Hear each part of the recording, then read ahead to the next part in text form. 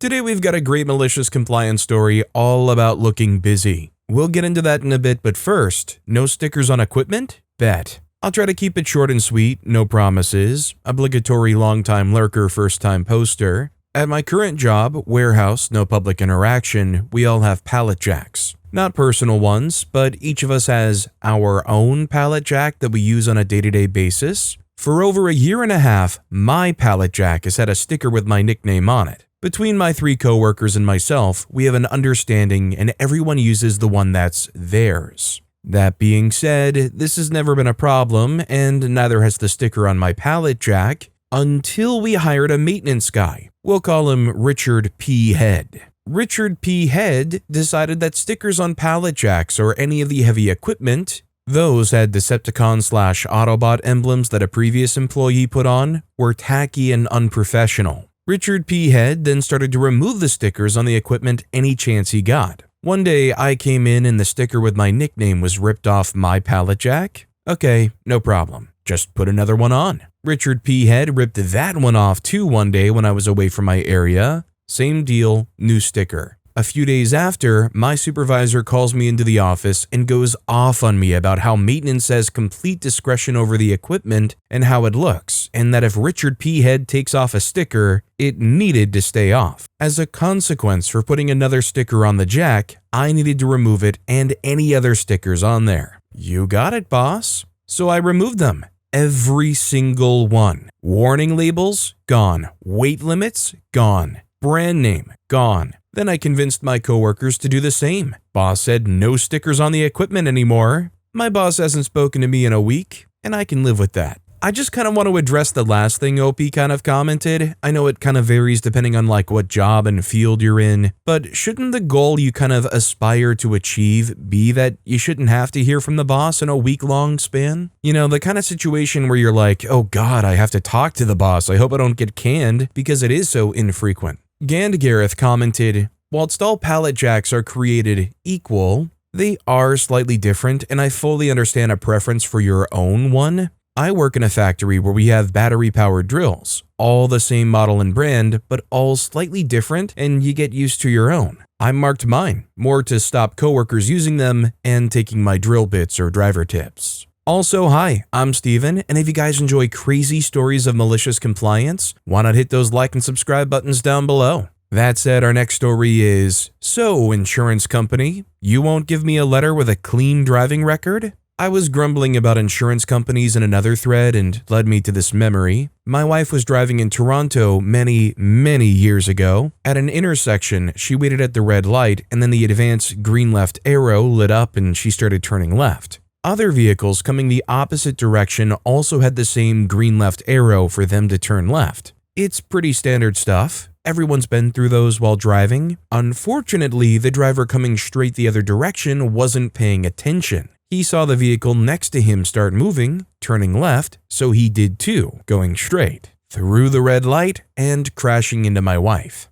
So I call the insurance company. I'm thinking this is pretty straightforward. My wife was legally turning left, but he ran a red light and hit her. Nay, they tell me, my wife was turning left, so regardless of right of way, she's deemed equally at fault. She should have anticipated someone would run the red light and waited to make sure he was going to obey the law. I grumbled, but they stood firm. That ruling was horse poop, but it wasn't a fight I was going to win. The damage was mostly cosmetic to the side of the car, $4,000 to repair, but the car was perfectly drivable and wasn't unsafe. It was also an older second vehicle we rarely drove anyways, so instead of getting it repaired and watching my rates subsequently go up 100% for the next 5 years, we shrugged it off and told the insurance company that we wouldn't claim it and take care of it ourselves. Fast forward 9 months, and we're moving somewhat unexpectedly to another province. My insurance company doesn't have jurisdiction in that province, so I need to change companies. I do, and new company wants a copy of my clean history from old insurance company. When I contact old insurance company, the female employee at the counter tells me that they can't give me a clean driving record because we were in an at-fault accident. So they will have to tell the new insurance company that. I give them my best, "Are you freaking kidding me?" look. She refuses to budge. Rules are rules, and it would be dishonest. Rules are rules? Okay. I go home and I look up the company's rules. It seems that I have 1 year to process a claim. I come back an hour later and smile at the nice lady. I tell her that if I'm going to get held liable for the accident on my record, I darn well might as well fix it. I'll have it fixed, get a rental car throughout, and basically run the repair bill as high as I legally can, and then I'll send a notice to the company head office explaining what I did and why I did it, advising them that I admired your integrity, reading her name tag, Miss Karen Smith, in not providing the letter, even though you cost your company over $5,000 in unnecessary expenses. I got a long pause. Well, maybe we can find a workaround. And 10 minutes later, she ended up providing me a letter stating that I had a claims-free driving history with the old insurance company. Not accident-free, claims-free. That satisfied the new insurance company, and life went on. Man, insurance companies are the devil. What did they do here? Have like a 10-second consult with their super lawyer that they have on standby that spat out some workaround legal jargon nonsense? Well, actually, you could provide them with a clear claims-free driving history paper. Infrared commented, I was rear-ended by a Canada Post truck because I stopped at a light-controlled intersection to let an ambulance with lights and sirens go through. I had a dash cam, so I took the footage, uploaded it to YouTube, and shared it with the insurance company. The insurance determined that the car was a write-off as the impact from the truck's higher bumper did significant damage. The first hassle was establishing the value of my car. They looked for cars in the country, plus or minus 5,000 kilometers. It was a TDI New Beetle, which was relatively uncommon. 2 of them existed, and they were in horrible condition. I had to fight with them on the value of the car, but after 2 weeks, finally got them to give me something more realistic. I had to call up my agent and told him that they were going to lose me as a customer really fast. He went at bat for me and got them to accept a more realistic way to determine the value of the vehicle. I asked for a check so I could work towards getting a new car, and they were telling me they had to withhold the deductible from my portion of being at fault. I snapped, called up the agent again, and he started trying to explain the deductible portion to me. I cut him off and asked him in what possible way was I at fault for stopping for an ambulance and getting rear-ended. He asked me if I had that documented, and I told him I had uploaded the footage from my dashcam and had shared that when I started communicating with them, sent him the link, which he watched, and then said, "You will get the whole amount." Nobody else had watched the video. Our next story is, my jacket isn't corporate approved, neither are any of the other ones here. This is my boyfriend's story, not mine, full disclosure, but he gave me permission to put it up. He's just too lazy to and doesn't have Reddit. He framed the story by proudly telling me his boss learned who not to be petty with today. While working in the back of the store, my partner was wearing his personal sweater. He was between a break room and a freezer and couldn't be seen by any customers. His manager, who had just got there, immediately got on his case. He tried to explain reasonably he would have it on for maybe 15 minutes max and remove it before going back out onto the floor. The manager refused and begins pestering him and telling him he needs to remove it immediately under the reasoning it wasn't corporate approved. Cue malicious compliance. The jackets they use for their coolers? Not corporate approved. The gloves they use in the same coolers? Not corporate approved. The communication system they use to talk amongst themselves in the store? Not corporate approved. An hour or so later, my partner's going about his janitorial and stocking duties, having to work in the cooler to restock. Every 5 to 10 minutes, he would come out of the freezer shivering and trying to warm up. After about 20 minutes of this, the same manager wandered over to them critically. "What are you doing?" He replied, "Stocking the freezer, but it's pretty cold in there." They say, "Well, why don't you go grab a jacket and some gloves?" He says, "Oh, because if you had actually read our employee book surrounding our uniform, these technically aren't corporate approved either." The manager grumbled and wandered off, only coming to find him in another hour and a half. The manager said, "I've been trying to reach you over the commutation system for the last 20 minutes. Why aren't you responding?" He replied, "Oh, that's because they're not actually corporate approved, unfortunately." The manager asked him, "You're really going to be this petty?" He said, "I don't know what you're talking about. I'm just following corporate standards." It went like this for his entire 7-hour shift. At the end of his shift, the manager wandered up to him with an exasperated look and said, "I get it, okay? I need to know how to pick my battles." He replied, "You absolutely do." If I didn't know him personally, I probably wouldn't have believed he actually said that to him, but he almost certainly does. He cares very little what anyone thinks. I mean, I don't know, maybe it would help if, the manager just tried to be human for a bit. Like, "Are you cold at work? Well, that's not a corporate-approved jacket." Makes you want to punt him like a football. Imaginary Yak 6487 commented, "Our company just instituted a new way to do our petty cash credit cards for billing at the end of the month. We can have it on our office computers and install as an app on our phone. Corporate highly encouraged installing this app. Some put it on their phones, I did not. They don't give us phones, and I'm not putting it on mine. Now the app is freaked up, and all the employees that only use the app can't submit their expense reports. So their credit card got cut off. I'm one of the few, company-wide, that was able to submit my report, and my credit card is still active." Vikings replied, "I worked part-time at a convention center a few years ago, and they switched away from sending out schedules on email to a scheduling app you had to download and install to your phone. I installed it, and it demanded all the permissions to make and take calls, contact access, text message access, photos, active location, etc. I denied all of them and thought nothing of it until a few weeks later when my boss wandered up to me. Boss said, 'Hey, I noticed you hadn't enabled permissions on the scheduling app on your phone.' I said, 'Nope.' Boss replied, 'You need to do that.' I said, 'No, I don't. It's a scheduling app. Why do you need to know my location or see my messages?'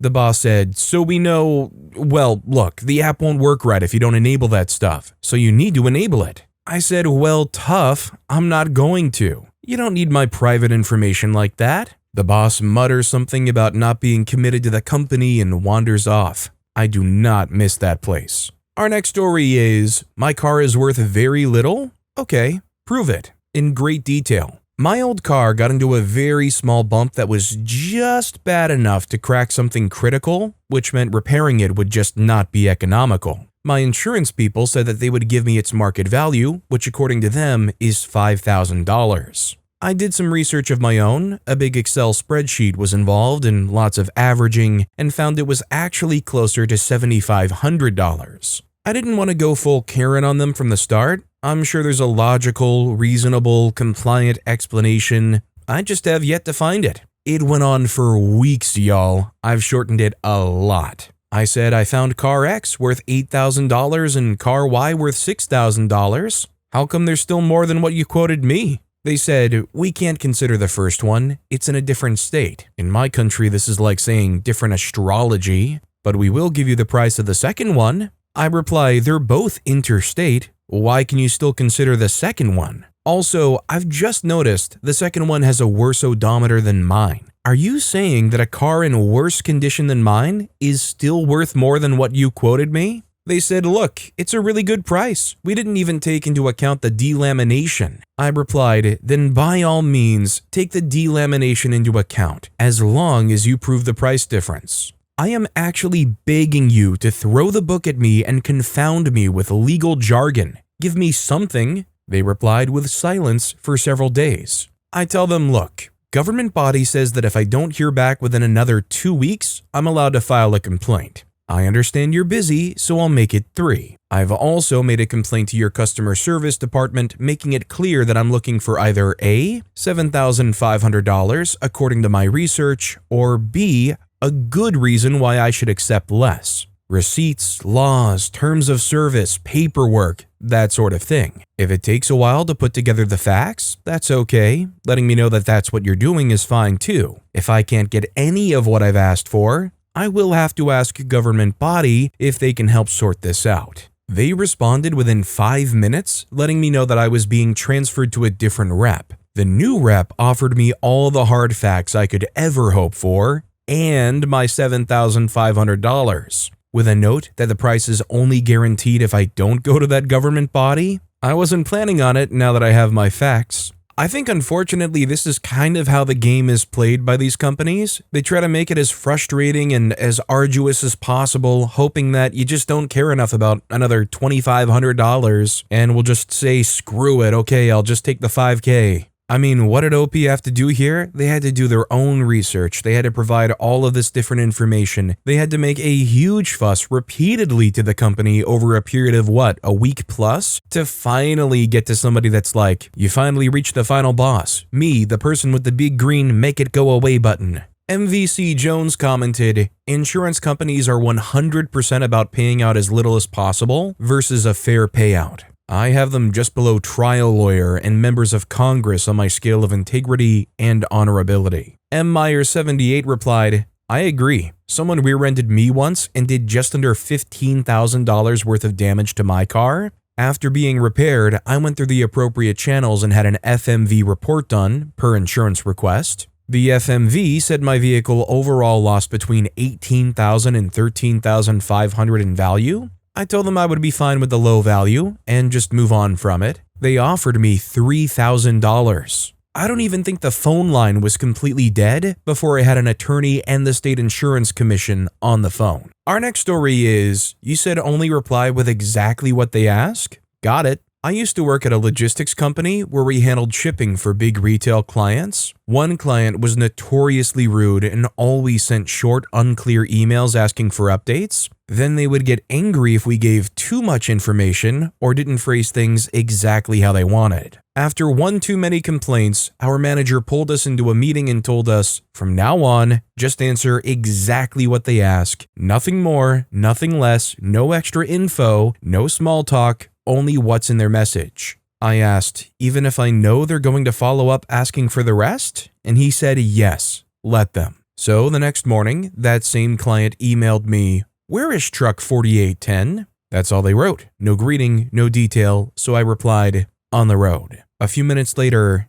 ETA? I replied, 3:42 p.m. Then came driver's name? I answered that. And then, does it have the right pallets? I said, yes. Dock 3 or 6? I say, Dock 3. Did you inform the receiver? I say, yes. This went on for 10 back and forth emails, each one with a single question. Each one answered with exactly what they asked. Eventually, they CC'd my manager and wrote, why are your employees being so unhelpful? We need proactive communication. My manager replied, we've instructed our staff to answer exactly what's asked, as per your previous requests. After that, their emails suddenly became more polite and clear, and my inbox became a lot quieter too. I feel like just about everybody out there has experienced this, but kind of in the inverse format. You send a text or an email to a professor or a colleague or even a family member with like 3 or 4 questions, and then you get the reply to just the first question, and that's it.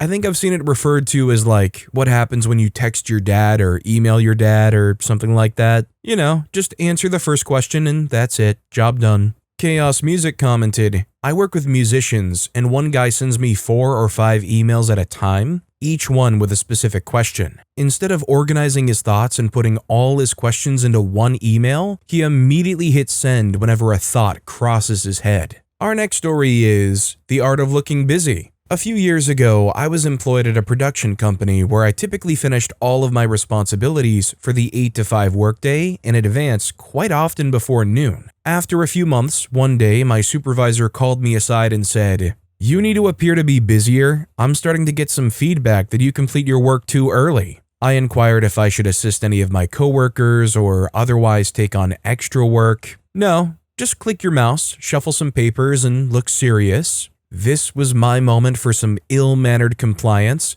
For the next 2 weeks, I went full office space. I walked erratically around the office holding a clipboard and looking stressed, clicked in and out of random spreadsheets while squinting my eyes as if I were conducting important work, scheduled fake meetings like Q4 strategy alignment, printed out swaths of blank pages just to look dramatic when walking from my desk to the printer. I brought in a second monitor featuring graphs that retained no identifiable content. A few days in, upper management began praising my work ethic. Believe it or not, I even received a promotion over another coworker who worked substantially harder than myself. Fast forward 3 months, I took a position at the very same company I still work for today. I can only imagine that my old coworkers mistakenly believed I was a wizard of some type, at a corporate level even. I feel like the principle here is exactly why if you wear a high-vis vest, a hard hat, and carry a ladder, you can probably get away with sneaking in just about anywhere you want to sneak in. It's just about the optics. You look busy, you look like you're doing some hard work. You know, to a guy like me who's probably sitting a row behind OP, secretly hiding the Reddit window I have up on my screen, I would look at somebody like OP pacing back and forth, those graphs, that clipboard. I'd be like, man, I pity that guy. I would have never worked that hard. Exvino Plivres commented, I learned about the power of the clipboard decades ago. When things were slow at the warehouse where I worked, one of my coworkers would walk around with a clipboard and look at the boxes on the shelves. He had absolutely no reason to be doing that, but if any supervisor came walking by, they assumed somebody else had given him some sort of assignment. Our next story is, you need book recommendations? Got it. Hi y'all, your stories are so inspiring and I really think it's healing for me. So this is probably not a huge malicious story, but I am a recovering people pleaser, so for me it is big. Context: in May of this year, I fell ill and had to go to a clinic for exhaustion, depression, and burnout symptoms. Before that, I'd been quite closed off and had isolated myself, which is a normal behavior from my illness, I learned. This also meant that I didn't check in with my friends or had to cancel plans last minute because I would get panic attacks if I went out. Of course, I would make stupid excuses because I was ashamed of myself. A close friend had planned to leave for travel in 6 months in May and wanted to meet me before that. I made up something why I couldn't come, feeling guilty for not showing up for her. Because we're Swiss, she never said anything, but she also never said goodbye on the day she left, which I totally understood. A few weeks into my clinic treatment, I decided to write to her and apologize for my behavior, explaining what my situation had been. She answered with asking me for book recommendations to read on our travels. She didn't ask how I was or acknowledged my apology, but I thought, well, she might still be a bit angry or disappointed. So I gave her a few books to read and wished her all the best for her journey. Sadly, since then, my friend has never asked about how I've been or sent just a little hello. She was MIA for several months. I was a little disappointed, but I've also learned in therapy that the aftermath of a breakdown can mean that you see who really are close friends and who aren't. I've been out of the clinic for a few weeks now, feeling so much better and actually thriving. Today, I got a message from my friend asking for more book recommendations. No, hi, how are you? Do you feel better or anything? Just, hey, Google, get me some good books. Not literally, just the tone. It made me giggle because it was so absurd, but then I thought, how do I react? Just giving her what she wanted seemed too people-pleasy, and not reacting seemed too passive-aggressive because I'm not bothered. I just don't give a insert here. So to finally get to the point, I know she hates horror or even slightly uncanny stories, so I recommended her books that are normal at the surface and end with a twist that make you gasp or haunt you forever. I know, it's not much, but I think I'm on a good path to not be a pushover anymore. Plus, I am really interested if she ever gets in touch with me again. You know, I think kudos to OP for not getting too hung up on the fact that they didn't ask how they were doing or check in. For OP to have their friend pop up after all of that and divulging so much of themselves and laying themselves bare, being like, yeah, I'm getting treatment and going to therapy for X thing, and being met with, hey, any more book recommendations? I feel like I would be liable to be like, ugh, I'm depressed again. This person doesn't give a freak about me. Old Bat 4194 commented, it is so sad that your friend was not interested in the nature of your illness and how it affects your daily life. I guess you really do find out who are fair weather friends and who are true friends. Loved that you went against the type of book choice that she would normally read. Maybe not malicious as such, but understand the petty element very much. Our next story is, Null Encryption creates Null Company. First post, and I still have PTSD about this job. This happened in 2001. I worked as an IT manager for Z Corp, a multi-level marketing company providing internet education and website hosting services. Mostly, we made money by selling you a $149 yearly program that automatically renews. The vast majority of the $149 was used to pay the people above you in your upline. We also taught you how to sign up people in your downline so you could make money. The important part is the annual renewal, which would have made millionaires out of a large number of people. At any rate, Z Corp was run by a father, Daddy, and his sons, who were all former construction workers and lived a couple of time zones later than me, they woke up and started the day by yelling at the person most likely to need a jump start. I typically worked 18-hour days, so sleep was precious. 5 a.m. phone calls with someone yelling at me were common. One fine morning at 5 a.m., Daddy calls to tell me the website is down. I stumble out of bed and drive to the data center, log on, and see the last person to modify the production files was his son, Richard. I call Daddy back and tell him his kid took down the site and then revert all of the changes and delete Richard's access. Walking out of the data center, Daddy calls back that we can't process credit cards. I walk back in and check our connection to the credit card processor. Yep, it's down. So I call their customer support line, who tells me Richard called them several hours ago and violated the contract. Richard knows he screwed up bad, so he's turned off all of his phones and moved into a hotel thinking no one would find him.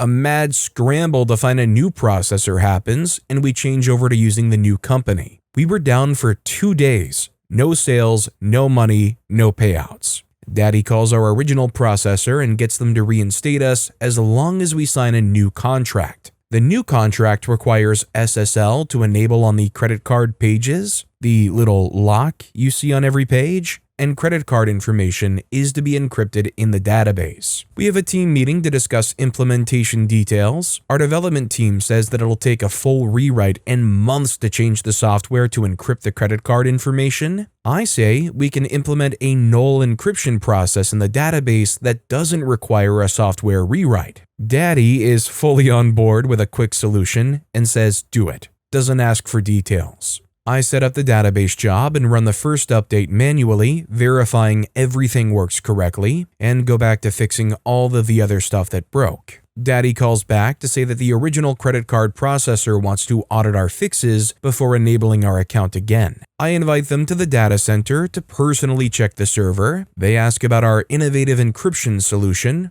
I say it's easier to show than describe. I run the tests, showing no credit card is present. They ask to see the database code. Where credit card data present, set to null. It runs every night at midnight. Technically, I had null encrypted the data. That it was no longer accessible wasn't relevant. The audit passed, and we were back in business. January 3rd, 2002, I'd finally had enough of Z Corp. No raises, no overtime, no comp time, paychecks always late, no bonus, no sleep, etc. I reset my company phone and low-level formatted my computer and quit. 6 days later, the first annual renewal failed because credit card data was null. Z Corp closed their doors permanently not long after. Update 1. Removing the credit card data nightly kept the company in compliance with the credit card processor. When the annual renewal came due, there was no credit card data to process the renewal. In an SQL database, null is the absence of a value. A value is data, number, characters, images, spaces, etc.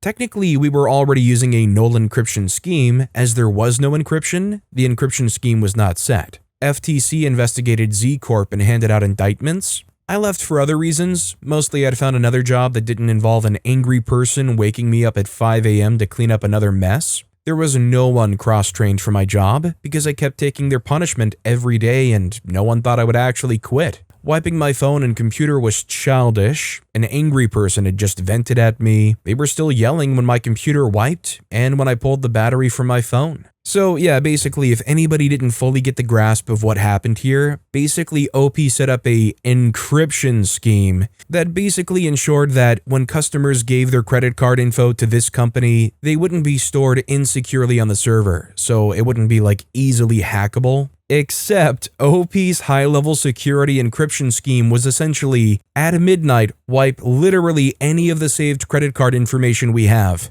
You can't be at fault if you just don't have it to begin with, except you can't process the automatic renewal that would keep the company going. Data Science 45 commented, "I want to know how Richard violated the contract." OP responded commenting, "Richard had a way with words, especially when he thought you weren't as smart as him." The story I was told was he felt that the required changes to our systems were excessive. When the development team confirmed that, he apparently told off the credit card processor and rage quit for the company. The action was one I was not privy to and heard about secondhand. The response from the credit card processor was quick and may have happened during the phone call. But with that being said, that's all the time we have for today. Now, if you want to hear another absolutely crazy malicious compliance story, check out that video on the left. Or if you missed my latest video, check out that video on the right. That said, I'll see you all next time with some more stories.